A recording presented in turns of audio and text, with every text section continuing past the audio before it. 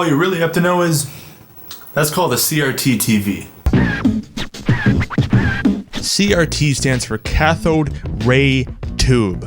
There's a bunch of science about it that you can read on Wikipedia. Apparently there's an electron gun inside of the TV itself, which is amazing, but I don't really care about that. All I really care about is playing old games on an old TV to feel like I'm back in 2004. But what's the point? Why play old games that have janky controls on old consoles that can't connect to the internet? And why play on an old TV when I could just emulate everything on a computer for free? Well, sir, there's no such thing as free. I may not be paying with money, but I'm paying with my soul. First of all, bad controls? Yes, you've got tank controls in Resident Evil. You can't strafe in Metroid. Fixed cameras are too scary, and the weapon swap button in Call of Duty Finest Hour is on the D-pad. What the fuck is going on? But you play for 10 minutes and you're used to it. It's weird, but I swear it feels fine if you keep playing and you'll actually start to like it. These nutty controls change how you approach the game and will give you an experience you've never had before. Second of all, no internet connection? Yes, I get it. Not having access to Bing on your PS2 can be very stressful. No X videos on Gamecube sucks, and you can't play Halo 2 online anymore. But no internet means no ads on the dashboard, no battle pass, no day one updates, no DRM, no subscriptions, and no FOMO because you see all your friends are online and no one told you to hop on. No internet is sounding pretty good right now. Third of all, why play on an old TV when I could just emulate everything for free? Emulation? You mean an app on your computer that impersonates an old console so you can play illegally distributed game files you download from the dark web? I don't think so, buddy. A lot of people have nice things to say about emulation. I don't.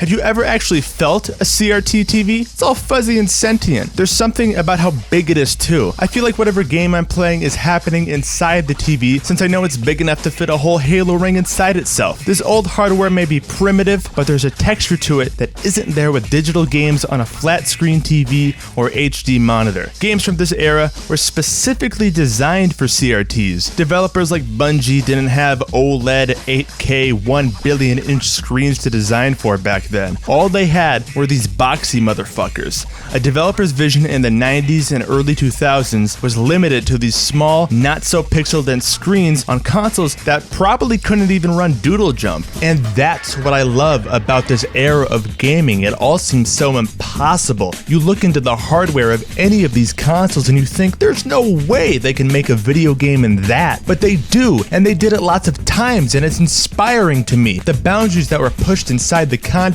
of early 2000s hardware would make you think there were no limitations at all because these games are just so goddamn beautiful and are large enough to cast shadows on games 20 years later. Playing these games in their original context seems like the best way for me to celebrate and really understand this era of gaming. And what a monumental era it was. The jump from PS1 to PS2 was a big enough leap to skip every level in Frogger. Xbox made first-person shooters cool on console, and GameCube said, we're using tiny discs, motherfucker. And man, emulation is fine. Ports are fine. Remasters are fine. Play these games any way you can, but there ain't nothing like it on a small screen with a thick back TV on the consoles that raised me. Woo!